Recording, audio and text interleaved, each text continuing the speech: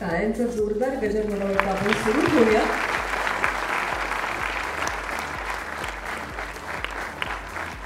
चार श्रीफळ मानपत्र स्मृतिचिन्ह आणि रक्कम देऊन आपण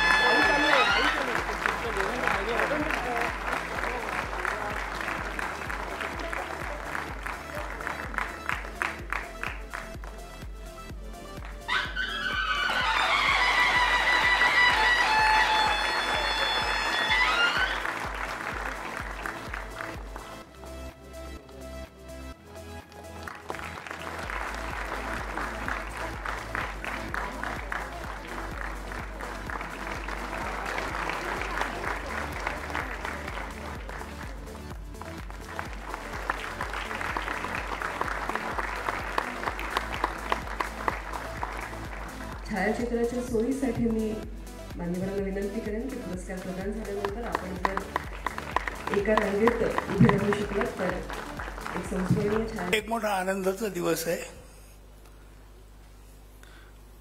म्हणजे शब्दात वर्णन करणं सुद्धा मला कठीण होतंय. कारण सुरुवाती जेव्हा झाली तेव्हा एका लाईनीत मिळालेलं मला हे चौथा पुरस्कार आहे हा.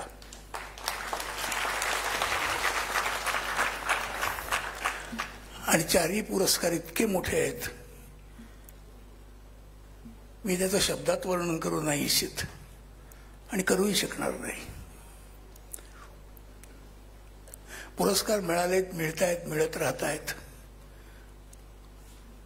पण कुठून मिळतात, कुणाच्या हस्ते मिळतात, कुठल्या संस्थेतर्फे मिळतात हे शेवटी महत्वाचं राहतं.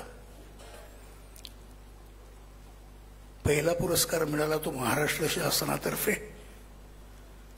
महाराष्ट्र भूषण.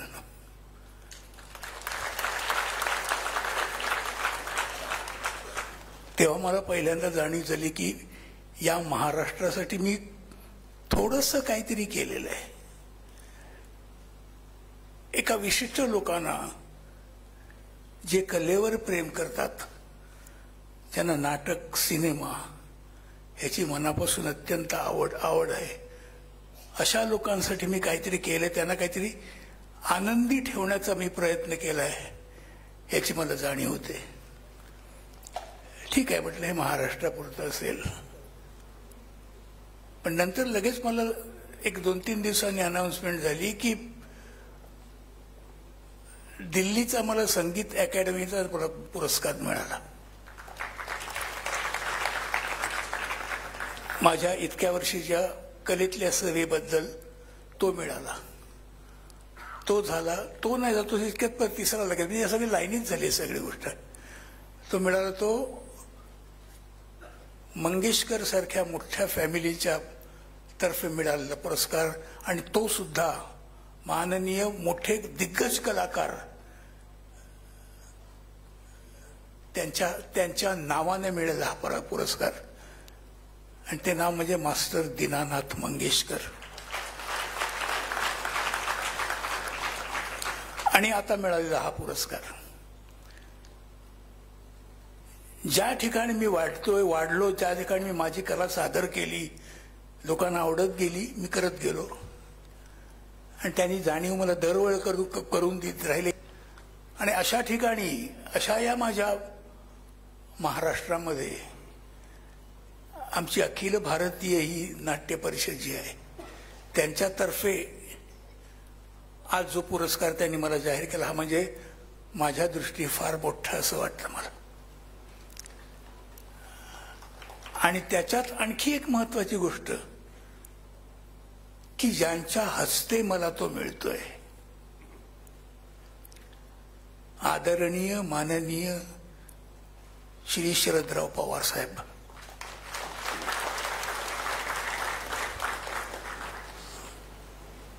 माझ्या दृष्टीने एक फार मोठा माणूस आहे हा, फारच मोठे. आदरणीय म्हणणं उगाच नाही लाभत कोणाला. आणि मी त्याबद्दल अगदी फारच पर्टिक्युलर आहे की खरोखरच ते आदरणीय आहेत. माझा अत्यंत आवडता माणूस, माझे आवडते अत्यंत नेते, कुणासाठीही काम करायला सदैव तयार असलेले, माझं काम त्यांनी, एक काम होतं माझं, ते त्यांनी 3 मिनिटात केलं.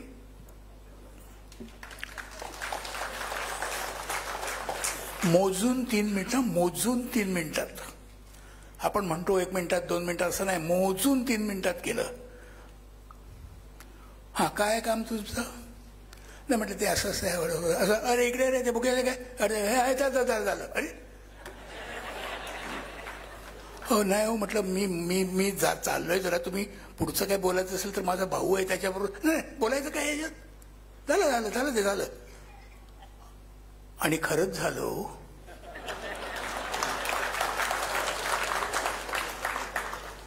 नाहीतर असं होतं की तेवढं की झालं तर तुमचं काम असं म्हणून काम व्हायला बरीच वर्ष लुटतात, होतच नाही काम. पण या माणसाचा मला हा असा अनुभव अजूनही, ते मोठी त्यांची सगळ्यात आवडीची गोष्ट म्हणजे कुठल्याही माणसाला ते अजूनही ओळखतात, त्यांच्या नावासकट ओळखतात. मी त्यांना कधीच भेटलो नाही पहिल्यांदा सुरुवातीला, पण मी जेव्हा भेटलं तेव्हा ते हसले, तेव्हा मला कळलं की हे मला ओळखतात.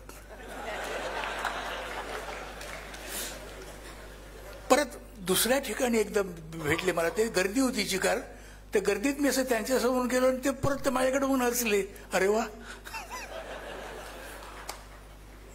म्हणजे निदान आपण कोण असा त्यांच्या चेहऱ्यावर आविर्भाव नव्हता. माझ्या दृष्टीने अत्यंत प्लस पॉइंट आहे असं मी म्हणतो, मला अतिशय आवडलेलं आहे.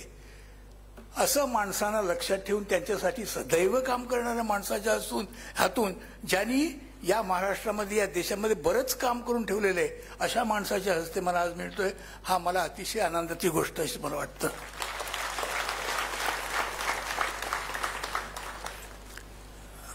आपले उदय सामंतजी धडाडीचं आहे, त्यांचं बोलणं सगळं धडाडीचं होतं. मग असं बरंच काही त्यांच्या बोलण्यामध्ये होतं की बरंच काही करायला पाहिजे, आणि एकंदर त्यांच्या बोलण्यावरून असा लोकांचं हे होतं की निश्चित हे काहीतरी करतील, हे करून दाखवणार, आणि माझी खात्री आहे ते करून दाखवतील. कारण तुमचा कॉन्फिडन्स जेव्हा बोलण्याचा असतो ना, त्याच्यावरून जज केलं जातं की तुम्ही काय करणार आहात ते. आमच्या नाटकात सुद्धा पहिली एंट्री घेतल्यानंतर तुम्ही कसं वाक्य टाकता त्याच्यावर तुमचं पुढचं सगळं कॅरेक्टर अवलंबून असतं. तेव्हा तुमचा कॉन्फिडन्स हा तुम्हाला नेहमी साथ देत असतो. नमस्कार. व्यासपीठावरील मान्यवर, अखिल भारतीय नाट्य परिषदेचे सगळे पदाधिकारी आणि मायबाप प्रेक्षक, इतक्या छान छान भाषणांनंतर काय बोलावं हा जरा प्रश्नच पडतो.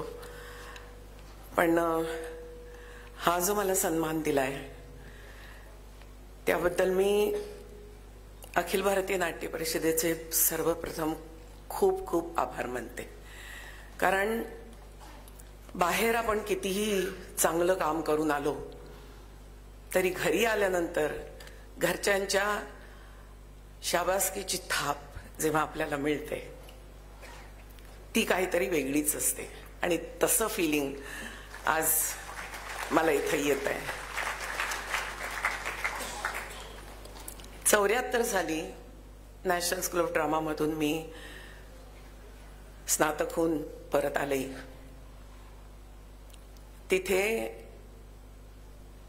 नंतर नोकरीचा योग पण आला होता, निमंत्रण पण आलं होतं, पण आपल्याला परत जाऊन महाराष्ट्रातच काम करायचंय हा एक विचार होता. त्यामुळे त्या निमंत्रणाला मान न देता परत आले, आणि त्याला आज 50 वर्ष पूर्ण होत आहेत. 74 ते 24, आणि त्या वर्षी मला हा सन्मान मिळतोय. मागे वळून पाहताना बऱ्याच वेळा असं वाटतं की आपण काय केलं एक्झॅक्टली, खूप काही केलंय का काहीच केलं नाहीये. पण आता अशी भावना होती की मी खरंच तसं काहीच केलेलं नाहीये. मी फक्त ऍक्टिंग करत गेले, माणूस समजून घेण्याचा प्रयत्न केला प्रत्येक कॅरेक्टरमधनं, वेगवेगळ्या भूमिका केल्या, वेगवेगळ्या शैलींमधून कामं केली. मला खूप मिळालं. मी प्रेक्षकांना काय दिलंय. पण जेव्हा असा विचार येतो तेव्हा आणखीन काहीतरी करायची ऊर्जा आपल्याला मिळते. आणि तशी ऊर्जा आत्ता मला मिळतीये की मला हा सन्मान देऊन की तू काहीतरी केलेलं आहेस आणि अशीच पुढे जात राहा. हा या सन्मानाचा मी अर्थ समजते. आणखीन जास्त काही बोलणार नाही, पण इथेच थांबणार नाहीये. जोपर्यंत हातपाय चालू आहेत, गुडघेही साथ देत आहेत, तोपर्यंत मी काम करत राहणार. कुठेही, कधीही, कसंही. नाटक, सिनेमा, टेलिव्हिजन, कुठेही. आणि या नाट्य परिषदेच्या मेळाव्यामध्ये, कलावंत मेळाव्यामध्ये मी प्रशांतजींना असं सांगू इच्छिते की जेव्हा जेव्हा त्यांनी अर्थात प्रत्येक वेळेला मला बोलवलेलं आहे की रोहिणी आज तुला वेळ आहे का, इकडं तिकिटालयाचं उद्घाटन करायचंय, तिथं येशील का. पण समहाव या नाटकामुळेच मला कुठेही जाता आलं नाहीये. 4-4 प्रत्येक वेळेला प्रयोग होते. पण तरीही याच्यानंतर कधीही नाट्य परिषदेचं कुठलंही काम असेल तर मी आहे, एवढंच सांगू इच्छिते. आणि दुसरं म्हणजे आता जब्बार पाटीलांनी जी एक संकल्पना सांगितली, मी इतर भाषांमधून काम केलंय म्हणून नाही, पण कलकत्त्याची बंगाली रंगभूमी किंवा कन्नड रंगभूमी, या रंगभूमी तितक्याच प्रगत आहेत जितकी आपली मराठी रंगभूमी प्रगत आहे. आणि तिथं काय काम चाललेलं आहे, इतर स्टेट्समध्ये काय काम चाललेलं आहे, इतर रंगभूमीवर काम काय चाललेलं आहे, ते पाहिल्यानंतर आपण आपल्याला जोखतो. आणि म्हणून मला वाटतं जब्बार पाटीलांनी जी संकल्पना सांगितली आहे ती मला अतिशय आवडलेली आहे. आणि अखिल भारतीय मराठी नाट्य परिषदेने असा एक महोत्सव करावा जिथे इतर भाषांमधून आलेले नाटकं सादर होतील आणि त्यालाही आपण तेवढाच प्रतिसाद देऊ, ही मी इच्छा व्यक्त करते. आणि आपल्या सगळ्यांचं, मायबाप प्रेक्षकांचं, त्यांचे खूप खूप आभार मानते. आणि अशीच मला ऊर्जा देत राहा, असंच प्रेम देत राहा जोपर्यंत मी आहे तोपर्यंत. नमस्कार.